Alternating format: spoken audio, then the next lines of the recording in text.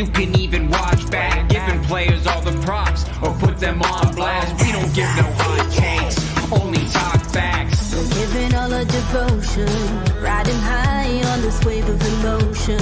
Going all out, yeah, 'cause this is our time. No, ain't no stopping us till we reach the finish line. All in, we came here to win. We're gonna give everything. S-I-C-K on the run. S-I-C-K, sick. On fire, we're ready to fight.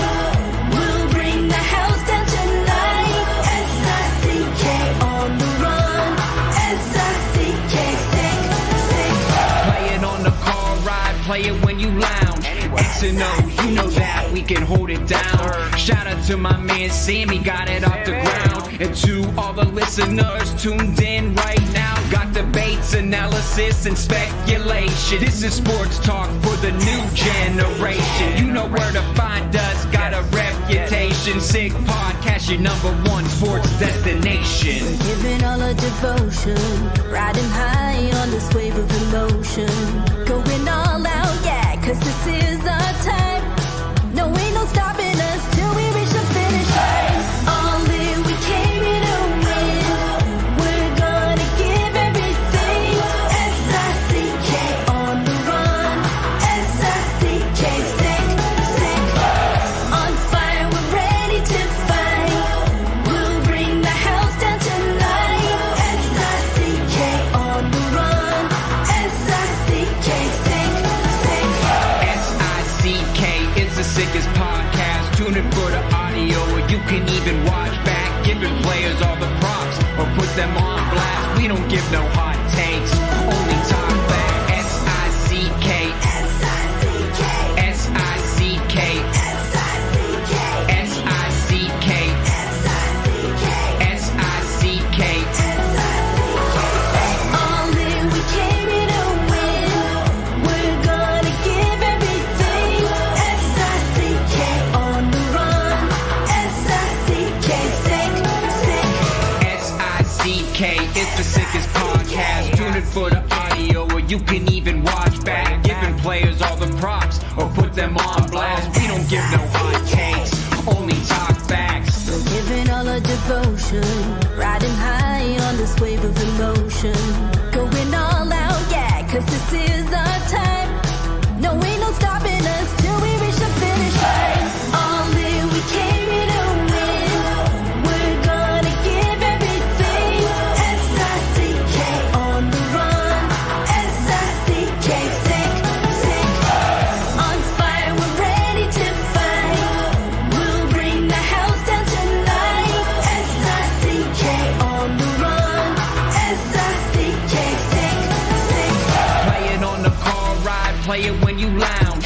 X and O, you know that we can hold it down. Shout out to my man Sammy, got it off the ground. And to all the listeners tuned in right now, got debates, analysis, and speculation. This is sports talk for the new generation. You know where to find us, got a reputation. Sick podcast, your #1 sports destination. Giving all our devotion, riding high on this wave of emotion.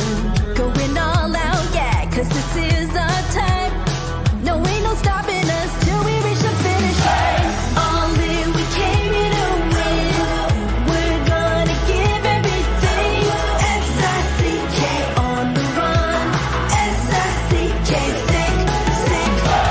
On fire, we're ready to fight. We'll bring the house down tonight. S-I-C-K on the run. S-I-C-K, sick.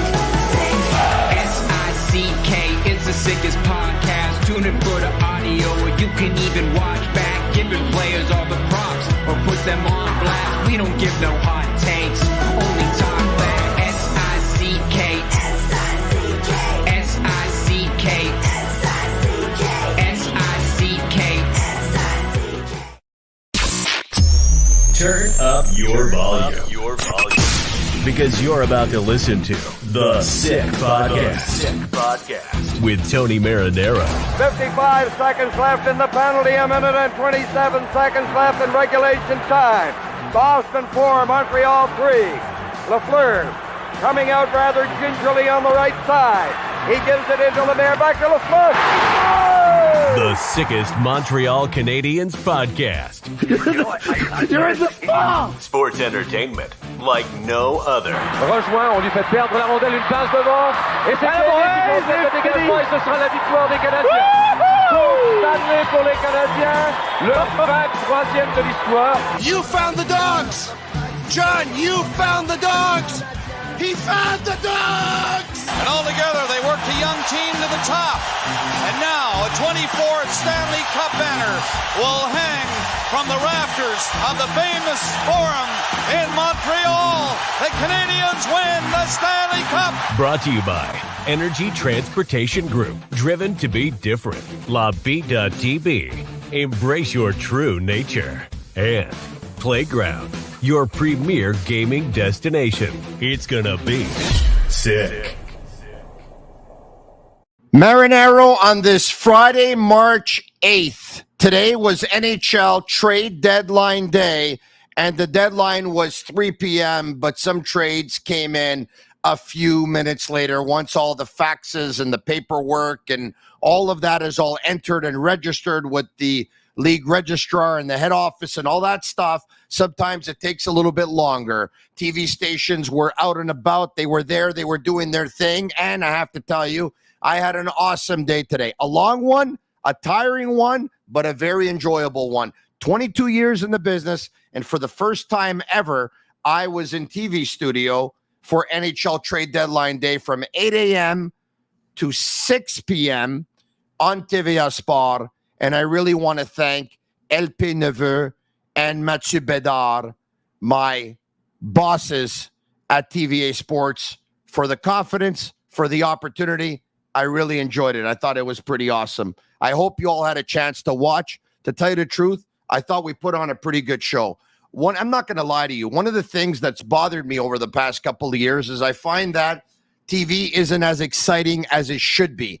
A lot of people agree. Everyone taps each other on the back. Yeah, you're good. You're right. You're right. Nobody wants to offend no one. No one wants to disagree. As a matter of fact, the art of debate is kind of like slowly going away, but we were able to rekindle it. I thought we had an amazing day. What did you think of the Montreal Canadiens day? Did you think it was an amazing day? If I would have told you a week ago, even a couple of days ago, that the Montreal Canadiens were going to move Jake Allen, pay 50% of his contract, and get a draft pick in return, would you have believed me? Well, I hope you did, because as a matter of fact, as early as today at around 12:45 p.m., I was on Laraque and Gonzalez on BPM Sports Radio, and George Laraque is coming up in about a minute or two, and he asked me, what are the Canadiens going to do today? And I said, well, one of the two, Savard and Allen, will get traded, and for it to happen, the Canadiens will have to pay 50% of the salary. I said, I'm going to go with Allen because Savard, I think you could end up getting more for him next year. And besides, what's the rush to trade him? You can give this time, a little bit more time, to Reinbacher, to Mailloux, to ease their way into the lineup, and maybe even Savard can mentor them. And you know what? We'll see what happens with Savard. I'm convinced that he'll be traded, if not at the deadline next year, maybe a month and a half before the deadline. But it was Jake Allen that was traded. Tanner Pearson, unfortunately, was not. If you were hoping that Yoel Armia was going to get traded, he wasn't either. But once again, there were 23 trades. Who's your Stanley Cup favorite right now? Who do you think is going to win the Cup after all was said and done? I have to tell you, there's one team in the East and one team in the West that I like a little bit more than the others. But I do also like a couple of other teams, but I'll give you two teams by the end of the podcast tonight. The Sick Podcast brought to you in part by Energy Transportation Group, also brought to you in part by La Bita TV, also brought to you in part by Playground. I'll get to the reads a little bit later. Without further ado, let's bring him in. Former NHLer, former Montreal Canadien from BPM Sport, George Laraque. How are you? Very good, Tony. How's everything? Very, very good. Correct me if I'm wrong, but it was about a month ago, maybe 4 weeks ago, I don't know, I'm not all that good with time, that you said David Savard's going to get traded before the deadline. I said, I'm not so sure. And you said, come on, Tony, he's going to get traded. And I said, George, you want to bet? And you said lunch. I said, where? You said anywhere. I said, George, I don't feel like eating tofu. I feel like having a big steak. You said, Tony, you could choose wherever you want. That's right. And the bet was I on. owe you lunch. I owe you lunch. I'm not gonna eat You owe me meat. lunch. I owe you lunch, and wherever we go, I'll have a salad. But you want dinner, so you pick wherever you want. Thank you very much, my friend. I appreciate it. By the way, I'm not going to abuse, okay? Even though I know you do pretty well for yourself, it's going to be a very respectable lunch or dinner. I have a good heart when it comes to these things, okay? We could do dinner. Dinner will be better. Okay, Lunch. dinner will be better. Well, yeah, I hope so. You're working during the week, right? At lunchtime. Exactly. So let's do dinner wherever you want. Okay, so let's get to it. Jake Allen traded by the Montreal Canadiens to the New Jersey Devils. They receive a third-round pick in 2025. There's a condition here. Should Jake Allen play 40 games next year and the Devils make the playoffs, that third-round pick becomes a second-round pick. I think for both to happen, let's be honest, is pretty unlikely. So it's Jake Allen for a third-round pick to the Devils in 2025. The Canadiens have to pay half the salary, which means they pay half his salary this year. They pay half the salary next year, which means the Canadiens had 3 retention spots in terms of salary used towards players' contracts. Before the Allen deal, they had used up 2. Now they used up all 3, which means this summer they can't use any up. But next year, there's 1 retention slot available because next year there's going to be Petrie and there's going to be Jake Allen. 1 will be available. And I remind you, next year in the final year of their contract will be Yoel Armia, Christian Dvorak, and David Savard, if memory serves me well. So, George, did you think Allen was going to get traded? Okay, no, I didn't think he was going to get traded. And there's actually 2 things regarding this trade. First of all, if I look at it on the Devils side, I don't understand what you're doing. Nobody understands why the Devils were such in a hurry to get Jake Allen. You're not going anywhere this year. Why are you making this trade? We don't understand it. It makes no sense. So, but you know what? We're not there to talk on behalf of the Devils. That they're going, we don't know what direction that they're doing. So I have a theory, by the way. Aside. Okay, tell me the theory after. Okay. Now let's go back to the Canadian. Yeah. I want to go back to the Canadian now. Yeah. So just so you know, okay, just so people understand, it's not a magical trick that Hughes has done. Jake Allen in the NHL is at best a good backup. At $2 million, because paying 50% of the salary, that's how much backup in the NHL makes. So, of course, if Montreal Canadiens swallowed up half his contract, he's tradable. Half his contract is tradable. What Montreal tried to do this year is to make him play enough games to see if he'd be good enough so we could pass him on into another team without keeping any money, without taking any of his contract. That's what the team tried to do. He didn't do good enough that we had no choice to take half his contract, but don't take me wrong, so you understand the logistic. Yeah. This limits the Canadian if they want to do that to somebody else that they can't. It's locked in. It's locked up because of Jake Allen. So, okay, he's gone, but you know what? If you have other opportunities like this, that sometimes you could have done it with a bigger contract, with a bigger player to get a bigger return. But anyway, you didn't. You wanted to unload him because, all year long you play with 3 goalies. The plan to get something in return for him didn't happen because he wasn't playing good enough. But don't take it as a steal, the fact that we did that, because Montreal is swallowing half the contract to get him traded. But tell me your theory as why would the Devils do something like that? Because I don't understand it. I don't understand it. Okay. So I just bought everything you just said. Okay. Here's my theory. And this is just a guess. I have no information whatsoever on this, right? My theory I'll tell you if it makes sense. They have a couple of young goalies in the organization. They want to have the young goalies mentored. And I believe they probably asked Marty Brodeur for his opinion on this. He was the assistant general manager of the St. Louis Blues under Doug Armstrong when Jake Allen was a goalie on that team. That's the way I think it went down. Another reason why I think they pulled the trigger is because they're probably saying, we're going to end up unloading this guy next year. And next year, we believe we might be able to get a third-round pick back. The only logic I have, I don't even know if it's logic, but it's my only explanation. What do you think? Well, Tony, to get a guy because you hope to get your pick back next year, it's like, are you doing like charity in the NHL? Are you like, is that a charity thing that we're helping out a team? So you hope No. But if you can give up a pick, use a player for a year, and then 1 year from now end up getting that same pick back, that's good asset management. If you end up getting a better pick, it's even better asset management. I don't think they're going to do that. What is the hurry to do so? What is the hurry to go and get Jake Allen? Why hurrying paying a goalie I don't that know. kind of money? If you want a backup goalie, why you absolutely want Jake Allen? It's a backup goalie in the NHL. It's something that you could find anywhere. So what was the rush to do it right now at the deadline? Every team is unloading at the deadline. They were unloading, obviously, with the Foley, and now they got Jake Allen. That was weird. You trade the Mind-boggling. Foley, so you're saying, okay, you know what? It's not going to happen this year. And then you go out and you add a veteran goaltender. I have to admit, George, I know it's crazy. It almost looks like a favor. It almost seems like a favor, like only they know. But that's what it looks like. But again, it's a favor, but at the same time, don't forget, Montreal is keeping half their salary. So now they block themselves that option. They didn't upload him for free. Half the salary they had to do.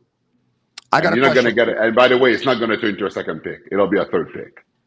Yeah, I agree with you on that. I have a question for you, okay? Why didn't the Oilers go after David Savard? You're very close to the Oilers. I like their team, but I look at what Colorado did. I look at what Dallas did. I look at what Winnipeg did. I look at what Vegas did. And you know what? I can't say with certainty that Edmonton's going to pass. Now, don't get me wrong. I'm sure neither of those teams would want to play Edmonton. I'm sure Edmonton would be really, really tough for them. They're not going to be a walk in the park. But this team, the Edmonton Oilers, I take a look at them. My opinion, okay? I take a look at them and I say, okay, very deep at center. Connor McDavid, Draisaitl, center, can play wing. Nugent Hopkins, center, can play wing. Henry can do the exact same thing. You got Hyman on the wing. You got Kane on the wing. They're going to be able to score goals. Fogle will end up playing a second, on a third line and whatever. He'll be able to contribute. I see what they have going on defense. They got Darnell Nurse on defense. All right, okay.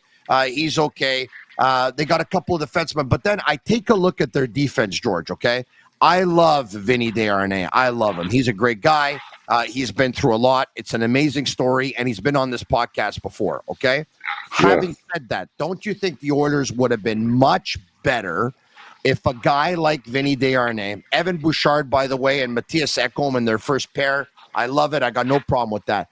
Don't you think the Oilers would have been much better if a Vinny Desharnais would have been on their third pairing at right D, and there would have been another defenseman on the second pairing at right D? Basically, why didn't the Oilers go after David Savard?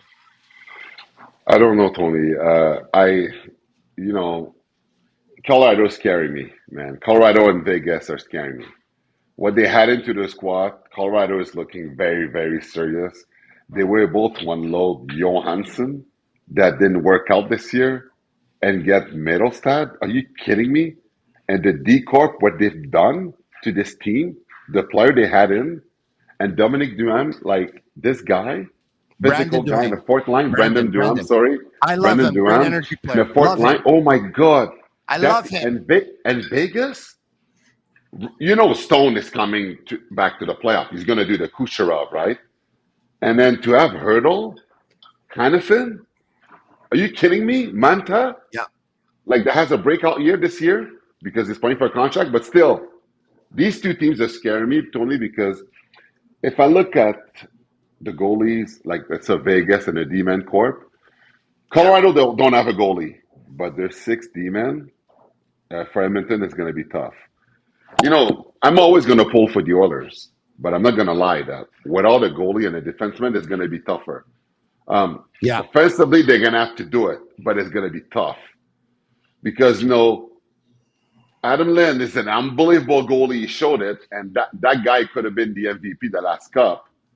and Colorado has the best 6D corp. So like in the what would West. you have given up? You're the Edmonton Oilers. What would you have given up for David Savard? Cody CC and Cody CC, Montreal could have, not that they're interested, but you have to unload them because you're strapped for cash. So, man, the first pick is a lot. It's a lot to give a first pick for David Savard, though, and I understand why team we're looking to do it. Maybe, okay, tell me if Montreal would have said yes, okay? Because I'm going to be conservative here. Cody CC and Raphaël Lavoie. I don't know if Lavoie is their kind of prospect, and I don't think they have much interest in Cody CC. Cody CC and Xavier Bourgault. And Xavier Bourgault. Oh, yeah, Bourgault I think they would take. But I'm going to ask you this, okay? I'm going to ask you this. George Laraque, are you convinced that Leon Draisaitl, whose 8-year contract that he had signed back in 2017 at $8.5 million per year cap hit, are you convinced that next year he will re-sign an extension with the Edmonton Oilers? Are you convinced? It depends what happened in the playoff this year. If it's a disaster this year in the playoff, yes. If they do really good, they come close, I think he'll stay. This year is going to be really good. The reason why I asked you, you might have to get rid of Draisaitl next year. If you do, this is your year that you have to be the most aggressive that you ever have been. You can't get rid of Draisaitl. This team is gonna be a step way back if they do so. You can't. Your team is built around Draisaitl and McDavid, the two best center in the NHL. You can't. If Draisaitl's gone, good luck re-signing McDavid. So no way. You need to keep these two guys. Let's bring up all the trades, and we're going to go through them very, very quick, okay? The trades that were done today, that is, on NHL Trade Deadline Day, March 8th. Okay, Carolina acquires Kuznetsov from the Capitals for a third-round pick in 2025. To tell you the truth, I have no idea why they would want to do that. We all know what he's going through. It could really backfire in terms of the core that they have there. Next, okay. Columbus acquires Malcolm Subban. All right, okay, from the St. Louis Blues for future considerations. Others, Florida Panthers acquire Kyle Okposo. I'm going to go through some of the biggies, okay? Some of the biggies, and I'm going to skim through them. But hold on. But why don't we comment on the big ones? Like, let's say Kuznetsov. Why don't we say something about it? Okay, Kuznetsov, go. Now we've just found out that, for people that didn't know, the Carolina Hurricanes lost faith in KK. He was supposed to be the second-line center, and he's not. Jordan Stahl is our third-line center, and KK is the fourth. They needed a second one. Kuznetsov, because they're retaining 50% of his contract. So at 3.9, it's a gamble that they're taking to see if he's going to figure it out this year, to see how good it could be for them. Because if Kuznetsov, is motivated and to show everyone that he's not done, he could really help out the Carolina Hurricanes. So I like this gamble. Yeah. 3.9, they keep you 50% of the salary. If it doesn't work out, they'll buy him out this summer. But if it does, at second line center with that team that needed one badly, that had it Genzel to their team, I like this. I like the chance that they're just taking. They just got that could be a really good gamble, Tony. Yeah, well, if I was them, I would have gone for Henrique the way the Edmonton Oilers did. Okay, but anyway, he was gone, so I get that. Let's move on. The next big one I want to talk about is Winnipeg acquiring Tyler Toffoli from the Devils for a third-round pick in 2024 and a second-round pick in 2025. Here's a guy that's going to play in their top six. This is an interesting team that Winnipeg has put together this year. First of all, I remember when everybody did the provision last year in terms of the season, who was going to finish where. We almost were laughing at Winnipeg.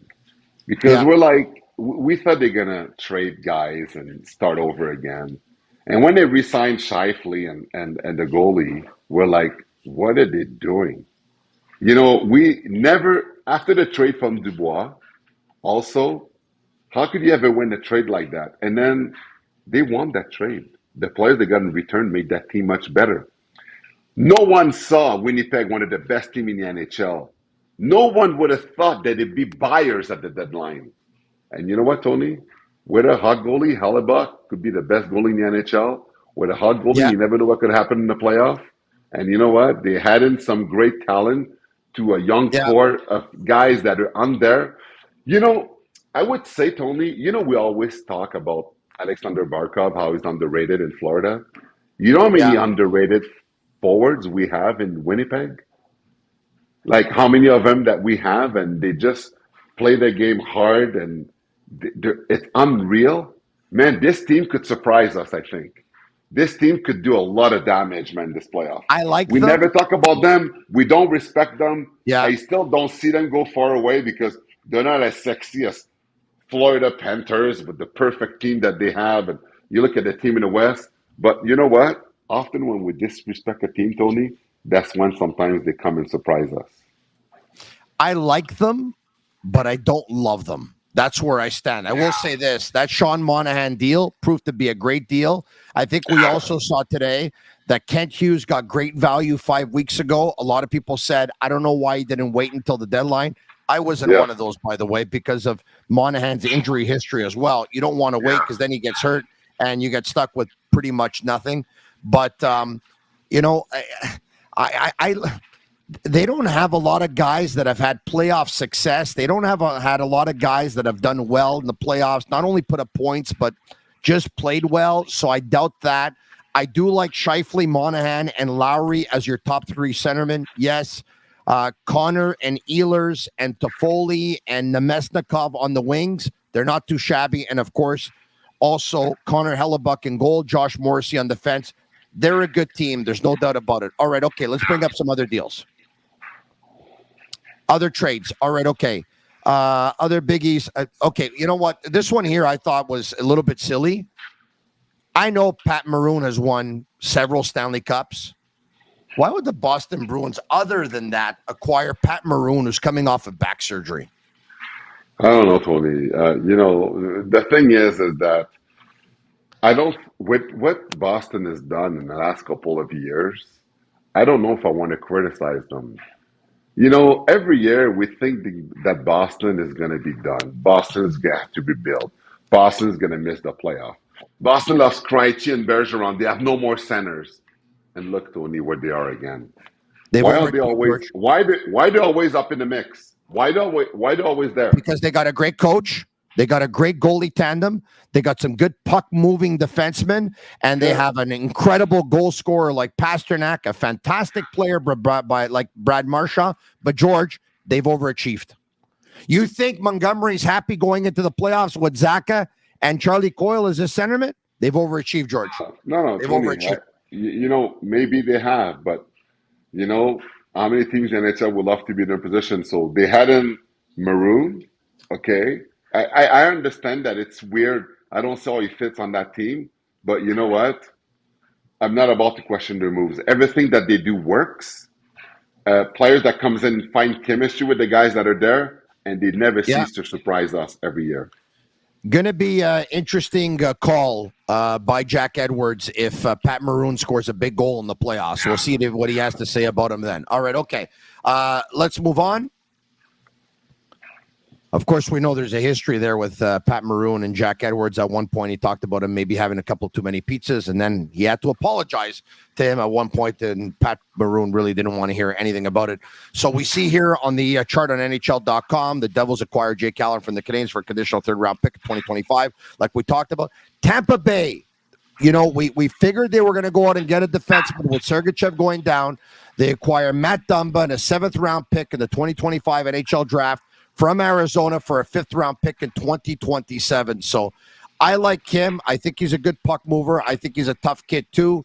I like that deal. Other than that, Tony, they brought in toughness with Dumba and Anthony Duclair. Anthony Duclair could be feisty. He's fast. It's good acquisition. Like, Tampa's limited because they have no more picks, right? And they wanted to bring a bit of energy into this lineup that is getting old. And they traded 8,000 draft picks for Tanner Janot the last time they made that deal, And you know what? Dumba and Duclair they're helping them, making Tampa a team hard to play against. in the best of 7. You know, Duclair, don't forget that before Duclair went to San Jose, he did a lot of great things with Florida. He helped them out big time before he got to San Jose. He could play in a playoff. And because of that, you know, a fast kid like this with tempo, speed, and Dumba in there and stuff that brings the toughness. You know what, Tony? Again, you know, Tampa, they cruise in regular season and they win in the playoff. So it's a team that we could never take lightly because when they You're turn right. it on, you know, Vasilevsky hasn't been so good this year because he was back from injury. But you know what? In playoff, everything started at 0. And Curious to see how Vasilevsky he Sergachev's a could, big loss, though. yeah, no, he is. But Vasilevsky could put a hat, could put a hat out of the box because he's Yeah. that good if he wants to. But I'm curious to see what's going to happen with Steven Stamkos, by the way, who's at the end of his contract here. And You can't resign him. I don't think so. Not at that money. He is as good as he is on the decline. All right. By the way, I think I have an option for Tampa. I'll tell you in about a minute. Okay. Go ahead. Next. And other than that, okay, the big one here out of all of them would be, of course, the Vegas Golden Knights acquiring Thomas Hertl, a third-round pick of the 2025 NHL draft, and a third-round pick of the 2027 NHL draft from the San Jose Sharks for forward David Enstrom and a first-round pick in 2025. All right, okay. Hertl. This is what we can say. Hertl is hurt right now. Hertl has a big-time cap hit. Okay. And, obviously the Vegas Golden Knights are going to have to do some maneuvering. We know that Hertl right now will be on LTIR. Mark Stone is on LTIR. And so they're going to have about $17 million in LTIR, which is going to be activated and come off by the time the playoffs start. Now, I sent something to Sammy. I was forwarded this on social media. I don't know who it came from. So, whoever it came from, all the credit to you. But look at this. Mark Stone. What a coincidence, George. Make it 3 years in a row that in February, Mark Stone goes on LTIR, and then in the middle of April, he's activated from LTIR. 3 years in a row. And this is one of the big reasons why the Tampa Bay Lightning, or a big advantage they had in their cup final versus the Canadiens several years ago, of course, 3 years ago. And that was that once they got to the playoffs, their players came off of LTIR, and then all of a sudden, the salary cap doesn't count anymore, and they're actually about $17 or $18 million over the cap. It worked out for them. It worked out for Vegas last year, and who knows, it might work out for Vegas again this year. George, I love their team, man. I love their team. Yeah, the thing with Vegas also that we have to admit, first of all, just so people know, to say that it's exactly like Tampa, we're hearing news that Stone might not be back until the second or third round of the playoff because his injury is pretty bad. So if it's the case, Yes. we could say that it's maybe more legit than what Tampa has done. But one thing that Vegas has, though, that we don't have in Montreal and many other markets, is every player wants to play there. You know, the weather's great. You know, where the practice rink where they live, it's awesome. And not just that, Tony. People don't think about it. But when you decide an area where you want to play, a team that you want to play, you talk about it with your family.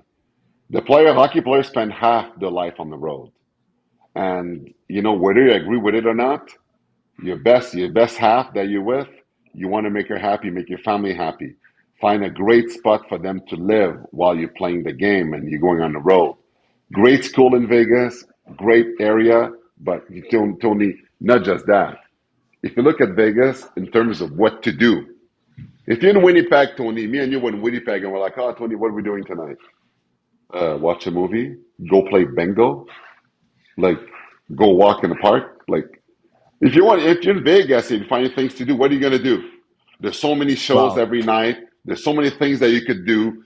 There's so many events that are coming in. There's events coming to Vegas all the time. Your family want to come and visit, you know, and this come into account. You know, when you play in an area where everybody wants to be there, everybody wants to come, it makes it easier to attract free agents. So Vegas is in a beautiful position. They know that, and it's a market that a lot of people wants to be. You're right about that, George. I'll keep you 1 minute more, and then that's it. I'll let you go. But if you ever get traded, if anyone gets traded to Winnipeg, you bring your VCR and bring all your cassettes of Emmanuel 1, 2, 3, 4, 5, 6, and I don't know where it ended. Okay. Very quickly on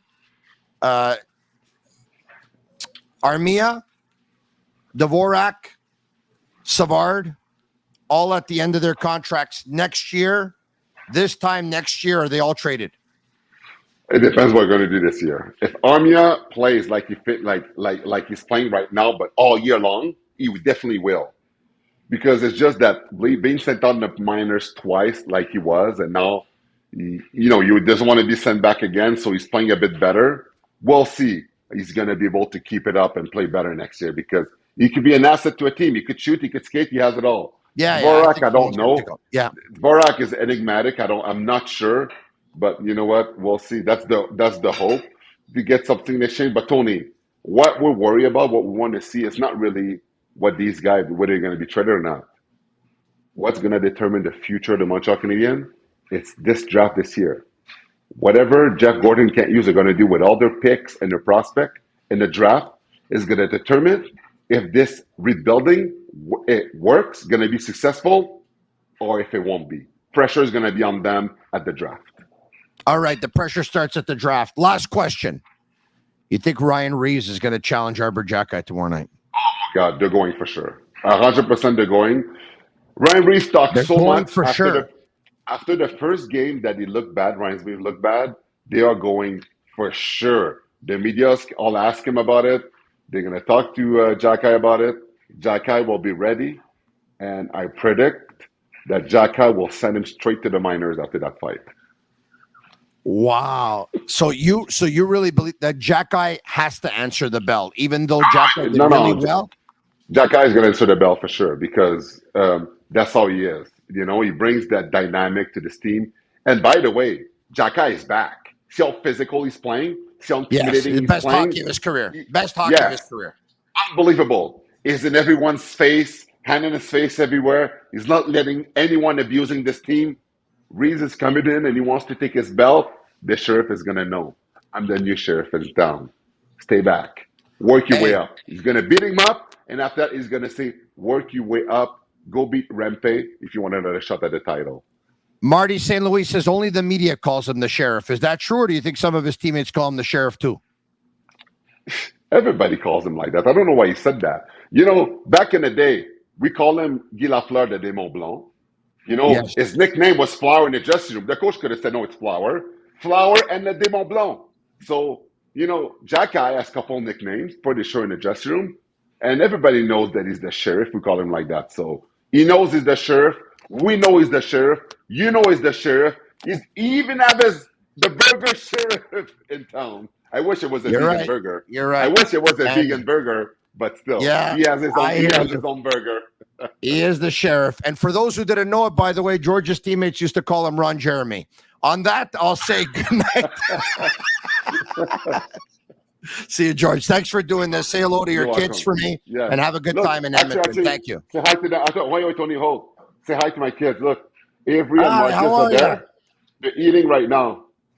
All right. They're in the playoff right now, Tony. They're in the playoff. They won their first game in the playoff. They did really good. Avery's the next Matthias Ekholm in the NHL, and Marcus is the next Eric Lindros in the NHL. Watch this. Wow. I said it in the Sid podcast. I said it. One day you'll be talking to them in your podcast. Your son is a big boy. Eh? How old is he again? 14, 6'4", 200 pounds. 14, 6'4", 200 pounds. Wow. And he must be so happy right now eating tofu and couscous. No, actually, they're eating eggs right now. Eggs are good. Eggs are protein. They're looking at me. They're looking at me eating tofu, but they're looking at me eating tofu. They're laughing at me, but it's okay. They can eat whatever they want, Tony. I don't force them. I don't force tofu on them. It's a decision that they make on their own. Live, let live. Live, let live. I hear you. Thank you, George. Take care of yourself. Thank you very much. All right. On that note, let's bring in Stu Cowan from the Montreal Gazette and HockeyInsideOut.com. We continue to talk Habs, Stu, I saw that you were there waiting for a while. I appreciate you doing so, especially on this Friday night where you probably had better things to do. But I think it's very appropriate that you're here on a Friday night, a big night, NHL Trade Deadline Day. I'm going to be honest with you, Stu. I'm not surprised. I thought this is the way it was going to go down. I didn't think David Savard was going to get traded today. I did think this morning when I woke up, I said, you know what? There's more of a market for Jake Allen right now today than there is in the summer. I thought Tanner Pearson was going to get traded too. Ultimately, he wasn't. Your thoughts? Well, I wrote a couple of columns this week. One was on David Savard and why I didn't think Kent Hughes would trade him unless he got a first-round pick offer in return. He obviously didn't. And the other one I wrote was why now's the time to trade Jake Allen. Like, you move on from this three-goalie system. It backfired a little bit on Kent Hughes. Jake Allen didn't play great. I think one of the reasons he didn't play great is because he didn't get enough game action, didn't get enough practice action. You know, on the ice, there's two nets. You got three goalies. And Brossard, they have an extra rink, but you're still not practicing with your teammates. There's games you're not even sitting on the bench with your teammates. You're not even a backup. It was an ugly situation. Wasn't good for any of the three goalies. It was time to move on. So I wrote, take the best offer you can get at the deadline and make the trade. And I guess that's the best offer that Kent Hughes got today. You had to eat half the contract, as George mentioned. But I think it was the smart move. You move forward. Montembeaux's your number one. Caden Primo, I still think, has to prove he can be the backup. But he's shown enough this year to Kent Hughes that Kent Hughes believes he can be. And when I spoke with Primo a few weeks ago, he told me that Kent Hughes is one of his biggest supporters.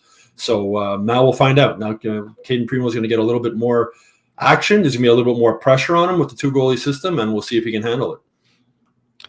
I don't know if you saw this, Stu, but probably not everyone did. But did you have a chance to hear Tom Fitzgerald, general manager of the New Jersey Devils, on how far back the talks have gone with Jake Allen and why the deal was made today? Did you have a chance to hear that? I didn't hear that. No, I was in Brossard today with the Canadiens. Okay, perfect. So I had a chance to actually come across it. Fitzgerald admitted that he's been talking to the Canadiens about Allen for a while, but he wasn't able to make the move because Allen had the New Jersey Devils as a team on his no-trade list, and that was removed only today. Yeah. So now we know a little bit more. Like, we're all looking at this three-goalie system and saying, what's Kent Hughes doing? We don't have all the information, but with time we end up getting it. And now we understand several reasons why the three-goalie system. One, maybe it was keeping Montembeault in check, who was looking for a new contract, and maybe using it against him in the contract negotiations. He ends up signing 3 years at $3.15 million, which is a great value for the Canadiens, with all due respect. And the second reason is Kent Hughes was saying, based on the information they had, if Primo was going to go on waivers, he was going to get picked up. And the third was they were going to try and get an asset for Jake Allen. It took some convincing to get him out of here, to get him traded, and he was able to do it. So today he took New Jersey off of that no trade, and so now we understand why everyone's saying, okay, move on, move on. But as I told the guys on television earlier today, and I know you'll agree with me, Stu, here, Kent Hughes is so smart, because if all members of the media were going to be the GM of this team, they would have either, if we would listen to everybody in the media, they would have either put Primo on waivers and risk losing him, and you would have, or sent Jake Allen down to Laval, which he doesn't want to do because he wants to show that he extended him a couple of years ago. We treat our players well in Montreal. Didn't want to do that to him. Talked about him being a great mentor to the players, and wants Jake Allen, obviously, to talk highly of Montreal when he leaves so that he can be sort of an ambassador, maybe one day play with the alumni, right, when his career is said and done.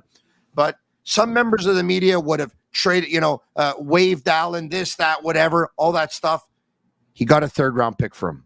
He did. And that's why he's the GM of the Canadiens. And with Allen not playing that well. And Allen, one of the reasons this three-goalie system sort of worked and why Montembeault played as well as he did in it is because of Jake Allen and just what a great teammate and great person he is, and a mentor to both Caden Primo and Sam Montembeault. And, with the Devils, as you say, we can't use, I've said this before, you can disagree with the moves he makes, but they make sense when you understand where he's coming from. And he explained that today. He came into the season, Montembeault could have become an unrestricted free agent after this season and left.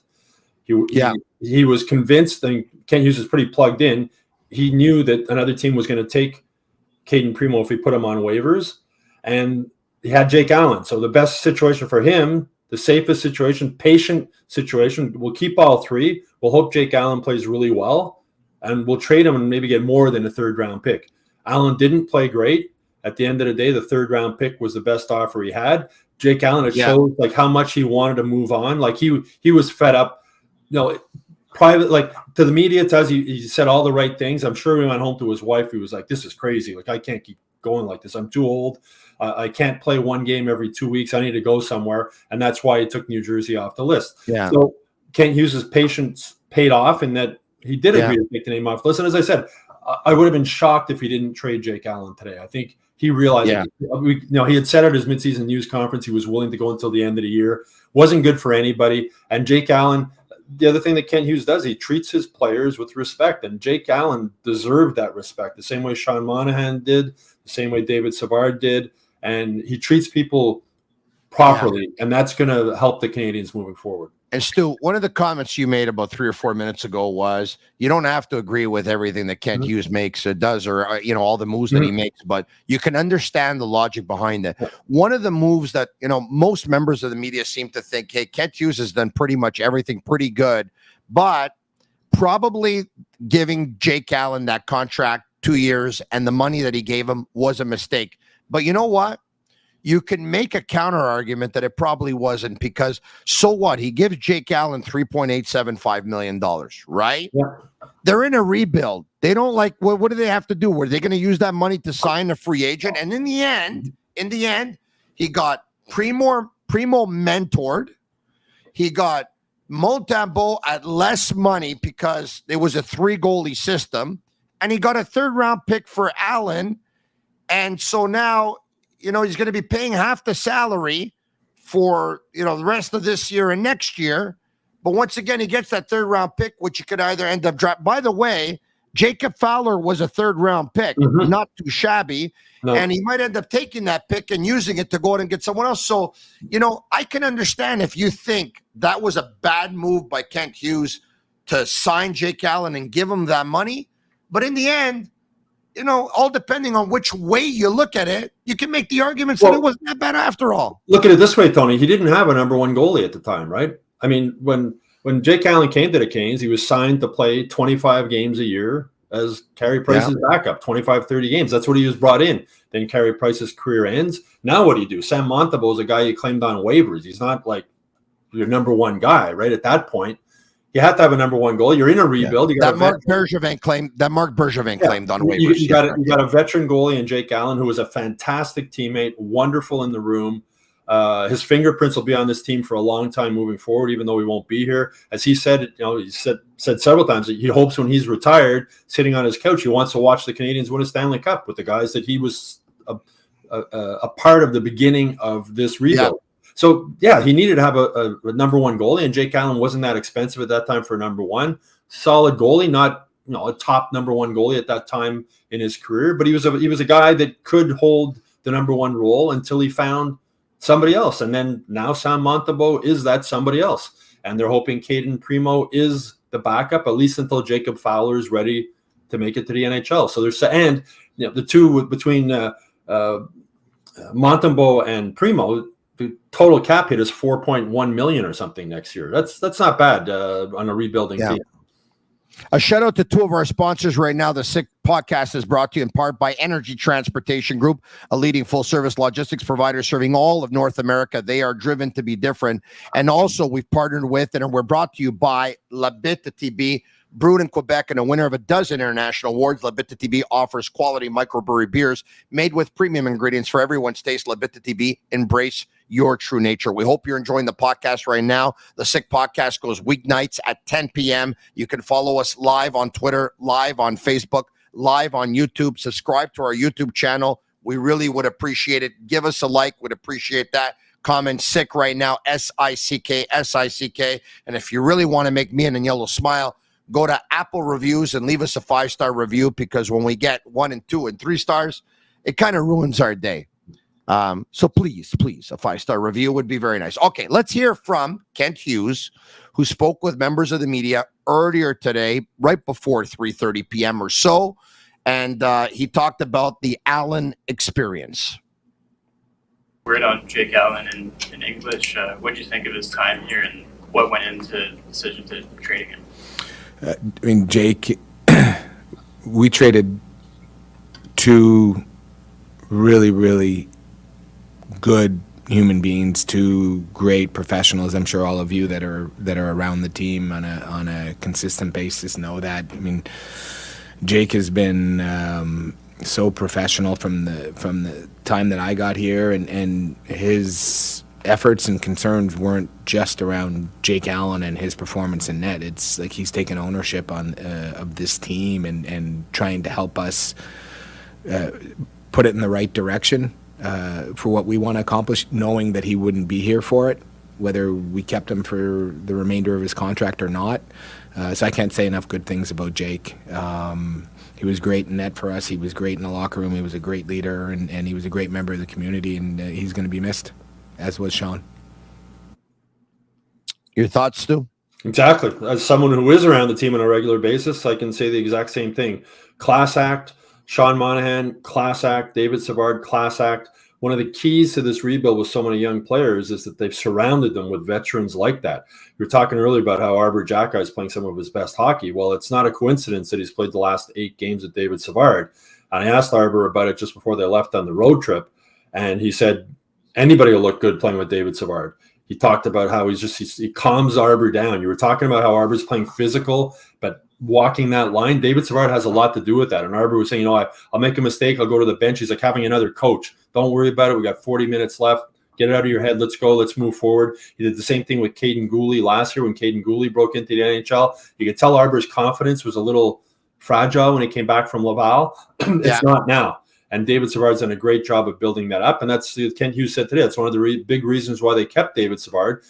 They figured he's more valuable to this team right now in the mentorship role he can play with the young defenseman moving forward than the value of what he might have got for a trade today. And if what he gets next year at the trade deadline is less, well, then you take that because you're getting another year of David Savard mentoring these young defensemen. As I wrote in a column earlier this week too, Lane Hudson's going to come up probably and make his NHL debut before this season's over, after his NCAA season's over. What better partner to put him with to get his feet wet in the NHL than David Savard? By one of my favorite people in the Montreal media, he was also asked about patience. Been very patient since you took this job. Patient this year with the 3 goalies, David Savard. How difficult is it for you to remain patient, and why should Habs fans who maybe aren't patient be happy that you are? I can't answer for the Habs fans, but listen, I think we're trying to be, I don't know if patient's the word, but we're trying to make decisions for the right reasons. And in order to do that, if that requires patience, we're trying to do it. Listen, I look forward to the day that we're buying, not selling. Like, I'm as competitive as the next person. I want to feel the highs and lows of winning and losing that come when you're expected to compete for a Stanley Cup. So the faster that it can happen, the better off it is. I'd like to be around for it. But I don't want to do it at the expense of doing it the right way. And I think that's how we all feel as a management group and as an organization. If your plan goes the way you hope it does, how far away do you think you are from being buyers? I guess we've been buyers to a certain degree at the drafts and been sellers at the trade deadline. So if we see an opportunity again at the draft, we'll look to continue that path. And then, the being a buyer at the trade deadline really depends on the performance on the ice. I don't know if I can give you that answer right now. I like that question. You know what I like best about that? How happy should people be who aren't patient that you are patient? You know what I like best about that answer, Tony? And it says a lot about Ken Hughes when he said, I hope to be around when we're contending for a cup. He realizes that this rebuild might not work, and he might get fired, and he will get fired if it doesn't work. But he knows what he wants to do. He has a plan in place, and he's sticking to it. He doesn't need this job. He's not doing this job scared of getting fired. And I think that is huge when you're in a rebuilding process. He's not afraid. He's going to make the decisions he thinks are right. No, when he took this job, his father thought he was nuts. Like, what are you doing leaving a lucrative player agent business? Yeah. You got a beautiful house in the suburbs of Boston. You're a member of 2 gorgeous golf courses. You make a lot of money. You can go out with your wife for dinner. Nobody knows who you are. Why are you giving that up? And you make a lot of money. You have a lot of money. You have a lot of money. I asked him that question when I had a one-on-one after he took the job, and he said, it's a challenge. And I like challenges. And he said the only 2 teams he would even thought about doing it was Montreal and Boston. And the first time Jeff Gorton called him about the job in Montreal, he hung up and said, I'm not interested. So when you have a GM who's not scared, who's not making every job like, oh my God, I might get fired if this doesn't work. He has his plan. He's going to do it. And if it works, great. And if it doesn't work, they're going to fire him and they'll bring in somebody else. But he has a plan. And that's Mark Bergevin. It was always like plugging a hole here, plugging a hole there. They got guys in place now. They have a plan. They're all on the same page. Marty St. Louis, the same thing. Marty St. Louis doesn't need this job as a coach, but they're passionate about what they do. They have a plan. And man, if they could turn it around here and turn this team into a Stanley Cup contender and ever win a Stanley Cup, there might be statues of these guys outside the Bell Center. But I just think it's really, you're in a good position when you have a GM who's not scared, who's confident and is doing the job he does, and also realizes, hey, it might not work. There's 32 teams in the NHL. There's 1 champion at the end of the year. You know, every time he talks, I have a lot of admiration for this guy. You're right. And you talked about his plan, and you also talked about there are fans who aren't very patient. I'm going to take it a step further. There's members of the media who aren't very patient. Mm-hmm. And I'm trying to drill it into their heads because they don't seem to understand, some of them, that Kent Hughes has a plan. You can yell and bark all you want. You're not going to change his plan. No. You could put pressure on him to maybe trade David Savard, and he won't, or not trade David Savard, and he will. Like, his plan when he acquired Monahan was to get the first-round pick, and his plan, regardless of how Monahan played, was to end up trading Monahan and to try and get a number 1 pick. And he waited for the moment where he could do it, and he did it. So, you know, certain fans and certain members have to realize that in the end, like you said, what he's trying to do, it might not work. But they sat down, him and Gordon. They have a plan. They're executing on it. They're executing on a plan that they believe will give them the best chance of delivering a Stanley Cup, or at the very least being extremely competitive for many, many, many years.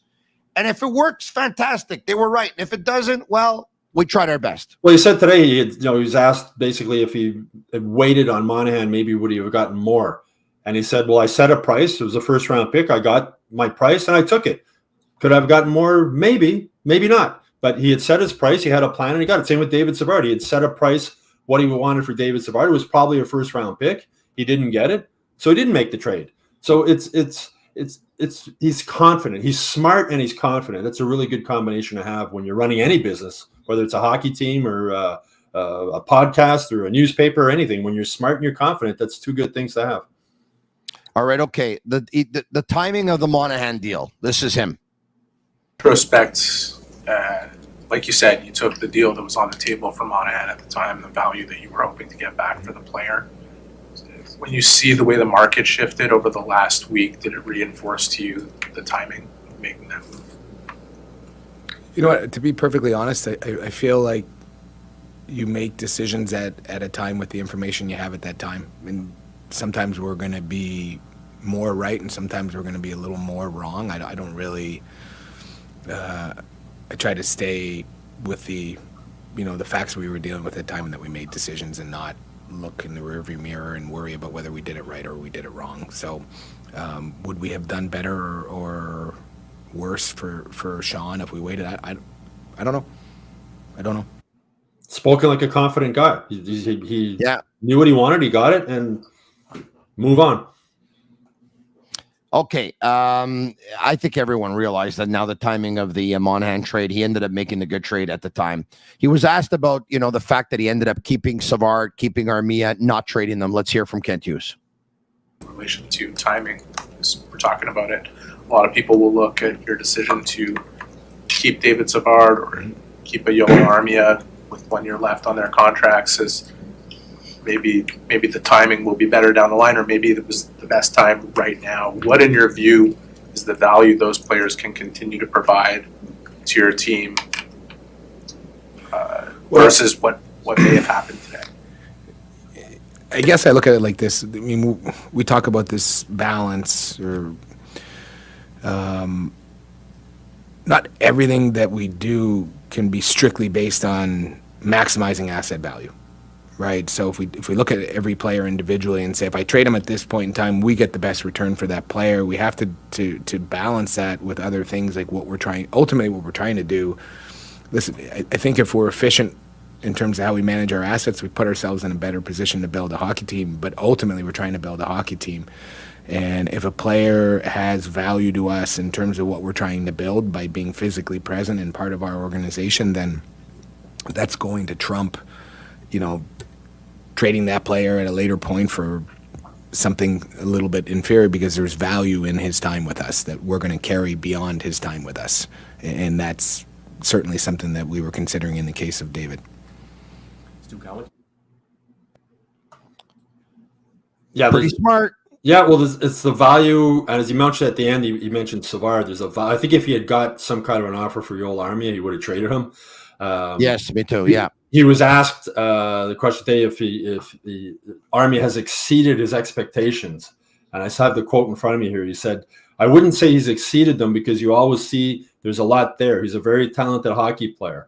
So it's sort of it's Yoel Armia is who he is, right? I mean, yes. There's reasons and Josh Anderson is who he is. And David Savard is who he is, in a good way. Yes. You know what I mean? So that's why when I'm talking about, like, David Savard is going to have a very positive impact on this team moving forward. Yoel Armia, maybe not. Like, I'm sure if he had any kind of a decent offer for Yoel Armia today, he would have taken it. Yeah. All right. Okay. What does he want to see from the team? Hey, Ken, how you doing?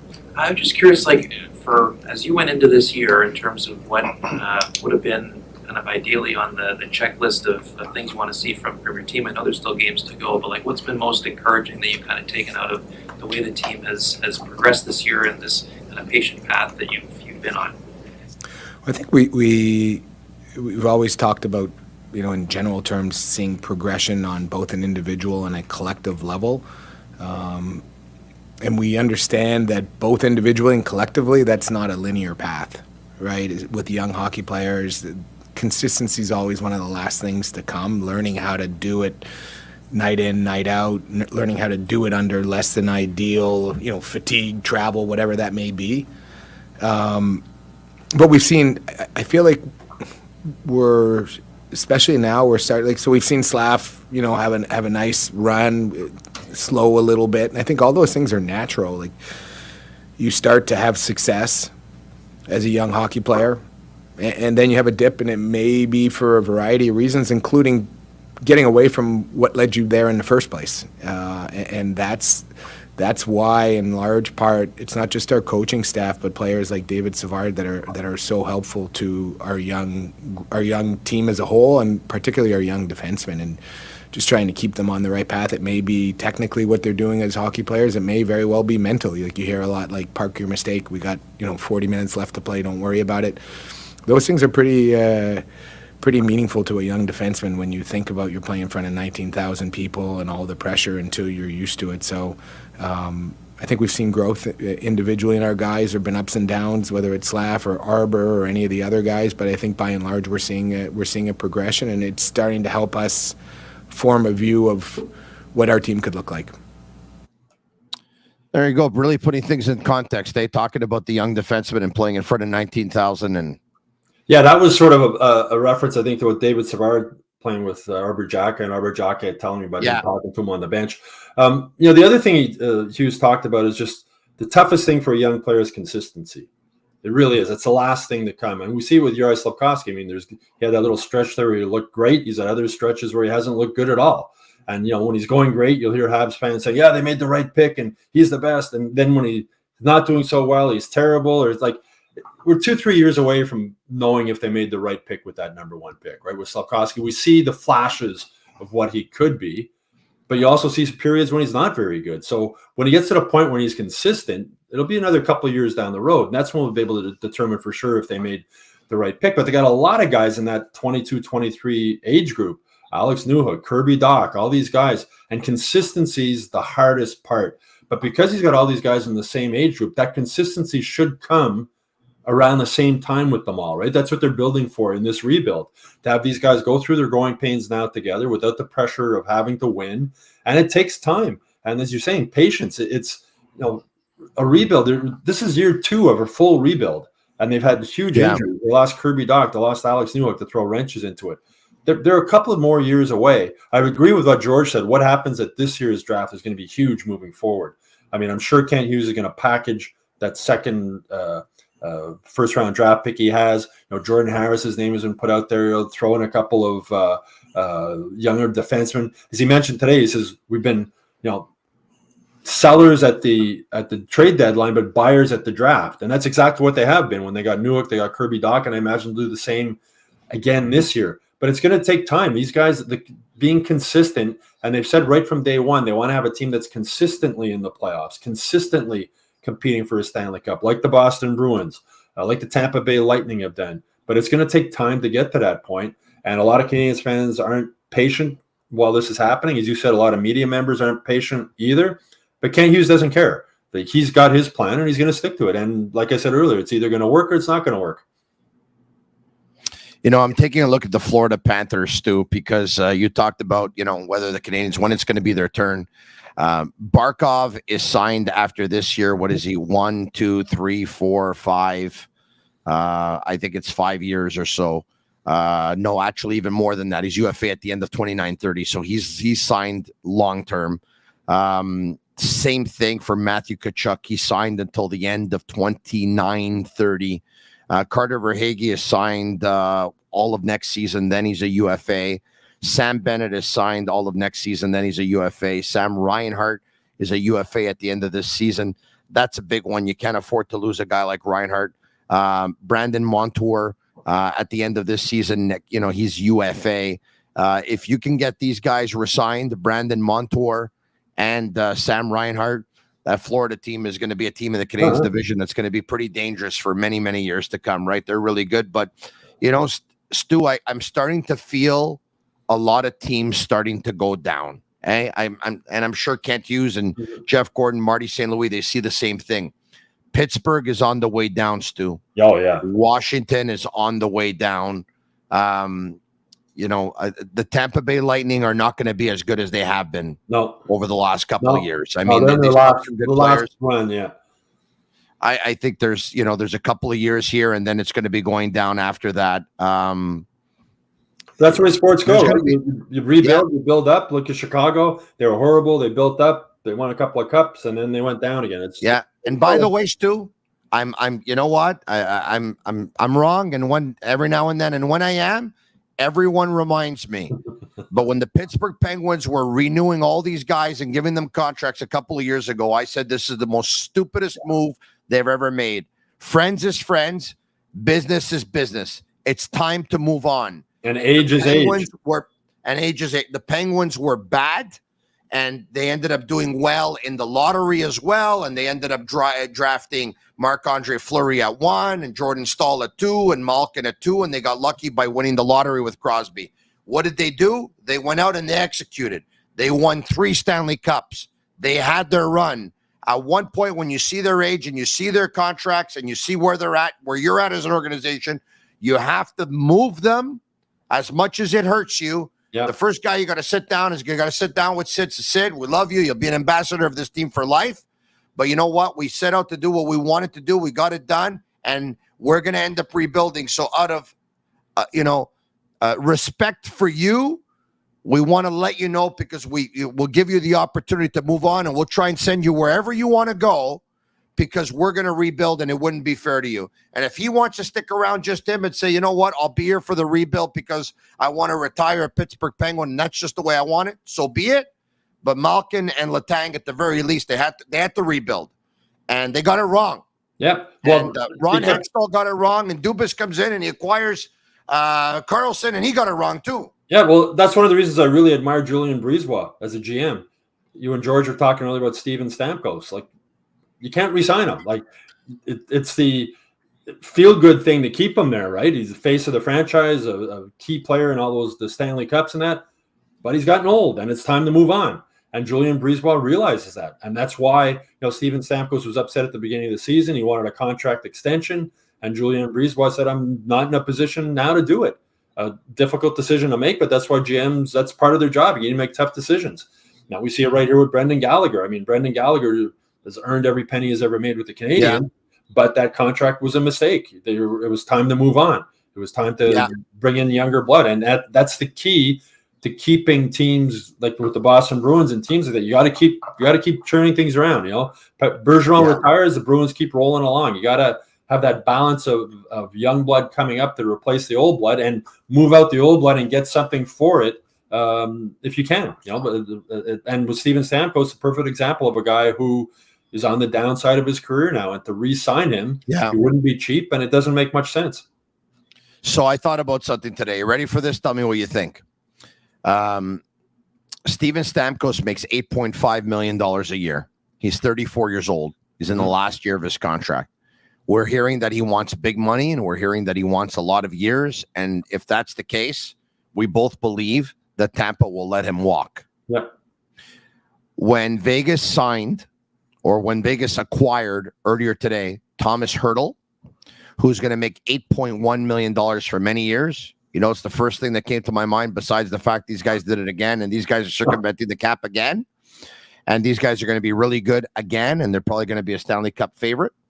The first thing that came to my mind besides all of that was Jonathan Marchessault's at the last year of his contract. You know what? They're not going to bring him back. Yeah. And Marchessault used to be a Tampa Bay Lightning. He's 1 year younger than Steven Stamkos. His numbers right now are very similar to Steven Stamkos' numbers this season. And he's making $5 million this year. Once again, he was in Tampa for about a season or so, and then went to Florida Panthers after that, and then from there went to the Vegas Golden Knights. And Julian Brisebois loves his good as chez nous. Yeah. I wouldn't be surprised if they replace Steven Stamkos by a Jonathan Marchessault, who's going to cost half the price. Yeah, it's a good point. Good possibility. And then you mentioned this LTIR thing. What a joke, eh? How the salary cap counts for a meaningless game in February, but in the playoffs it doesn't. Like it's the only league. It makes absolutely no sense how everything in the NHL revolves around the salary cap. Everything except the playoff. Yeah. The most important time of the year. League. It's crazy. It's pardon me, Stu. It's the only league I was saying, and pardon me, it's the only league where some teams and some GMs are actually smarter than the entire league, the commissioner, the his assistant, and the rules and regulations. They beat the system. Well, and Tampa Bay beat the system, and now Vegas beat it too. Bettman has lockouts in that to control the GMs, right? To put handcuffs on them for what they can do, and then they find ways to work around it. But it's ridiculous that you're using $17 million over the cap when the playoffs start, and it's absolutely ridiculous. There's a lot of things that happen in the NHL that are ridiculous, and this is right near, if not at the top of the list. So after everything we just said, and patience is the key, and they're sticking to the plan. Mm-hmm. I just told you that Jonathan Marchessault is going to be a UFA at the end of the year, and I believe that he'll probably end up in Tampa for half the money that Stamkos was getting or would want at the same production, 1 year younger, and they'll be very happy. Yeah. But you know what's going to happen in this market, right? The second that Vegas walks away from Jonathan Marchessault, there's going to be a couple of people in this market who are going to want the Canadiens to open up the bank for Jonathan Marchessault, even though the Canadiens are in a rebuild, and they're going to say that they have to go get Marchessault, and then they got to go get somebody. By the way, they've stopped those that we're talking. They've stopped talking about Pierre-Luc Dubois. Eh? They've stopped now. It's radio silence, and it's like they never even brought up. Did you see this today? The Boston Globe the Boston Globe had a story that they were hearing that there was talks between the Kings and the Bruins with Pierre-Luc Dubois going from LA to Boston, and goalie Linus Ullmark going from Boston to LA. Later in the day, Kevin Weeks told ESPN, and Kevin Weeks is extremely connected. He told ESPN that there was a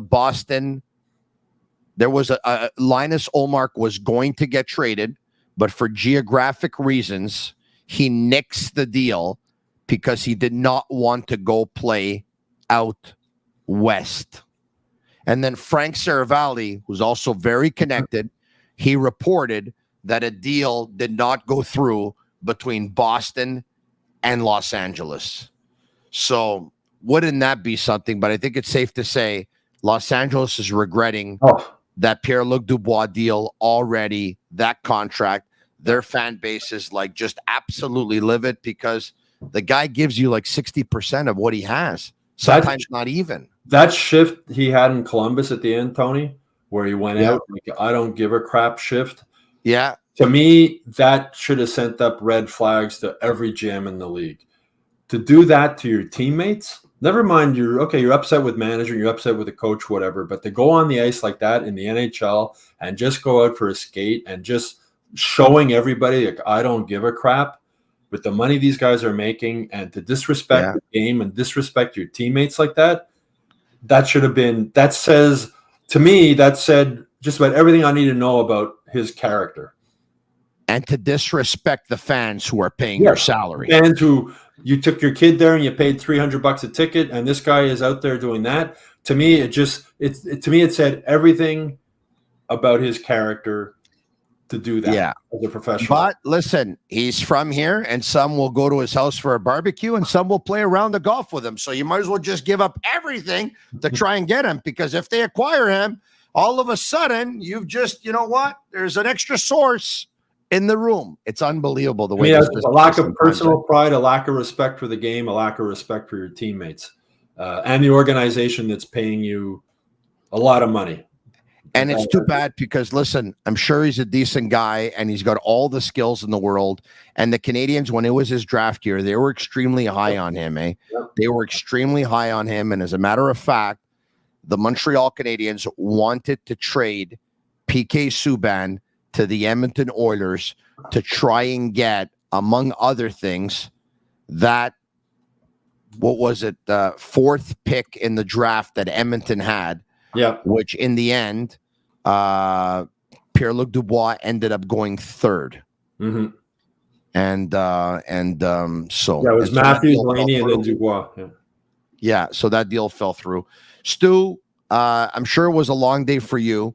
So I want to thank you very much. I appreciate it. Have yourself a great weekend. Thank you for giving me your time on this very important NHL trade deadline day. I know it means a lot to the listeners and the viewers. Thanks again. My pleasure, Tony. Have a great weekend. Thank you very much. Light up your Monday nights at Playground with their electrifying musical Monday karaoke nights. Step into the spotlight or cheer on your friends as you dive into a world of music, laughter, and unforgettable moments every Monday starting at 9 p.m. and make your night even sweeter. Enjoy their $5 drink specials as of 7 p.m. that is. So grab the mic, pick your favorite song, and show what you've got. Whether you're a karaoke king or queen or just there to soak in the fun, there's no better way to kick off your week. Playground is your ultimate destination for entertainment. Playground just over the Mercier Bridge, only minutes from downtown Montreal. Visit playground.ca for more details. All right, okay, I'm going to wake myself up even though it's time for bed. I have to tell you, it was a pretty long day for me as well because I was at TVA Sports inside their studios at 8 a.m. this morning. So I was there at around 7:30 in the morning. Got home at around 6:30 at night, ran a couple of errands, sat down on the sofa for 30 minutes between 9 and 9:30, and then was back here to bring you this at 10 o'clock. But it was my pleasure because it was a big day in the National Hockey League, and you've always been there for me, and I'm going to try and be there for you as long as I can. So thank you very much to my Sick Army, my Sick community. Please tell your friends about it. Let's try and grow the YouTube channel as much as we can and subscribe. It's absolutely free. Tell everyone weeknights at 10 p.m., Monday to Friday. And that's it for us on this Friday, March 8th. Have a great weekend, everyone. It looks like it's going to be a great weekend because tomorrow night, the Montreal Canadiens are going to host the Toronto Maple Leafs. Who knows, maybe even Arbor Jack Guy and Ryan Reeves to the delight of George Laraque. I'm just hoping to see a very entertaining hockey game with a lot of goals, and at least we don't have to put up with the 3-goalie system anymore between now and the end of the year. That's one less thing that we'll harp on, and CF Montreal visit Lionel Messi and friends on Sunday in Florida. We'll be back again on Monday night. Same time, same place for Agnello, Sammy, Juliana, Master Control. They're Cavallaro. I'm Marinaro. Me. Only one. Me. And that's a wrap. Hope you don't miss us too much until next time. Follow the Sick Podcast with Tony Marinaro on YouTube, Instagram, Facebook, Google Play, and Apple Podcasts. The Sick Podcast is brought to you by Energy Transportation Group, driven to be different. LaVie.tv, embrace your true nature. And Playground, your premier gaming destination.